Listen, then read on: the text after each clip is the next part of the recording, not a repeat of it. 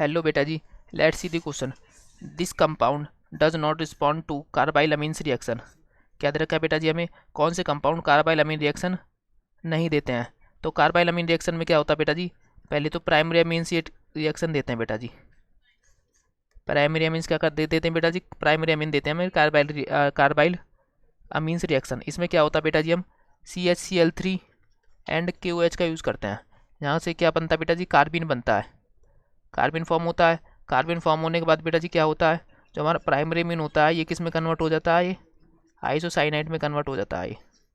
इसमें कन्वर्ट हो जाता है जी बेटा जी, ये आइसोसाइनाइड में, आइसोसाइनाइड में कन्वर्ट हो जाता है बेटा जी। ये होता है हमारी कार्बाइल अमीन रिएक्शन। अब बेटा जी प्राइमरी अमीन के लिए होता है, ये तो पहले प्राइमरी अमीन दिया रखा बेटा जी, ये तो कार्बाइल अमीन दिएगा, बट क्वेश्चन में दे रखा डज नॉट, तो ये आंसर नहीं रहेगा।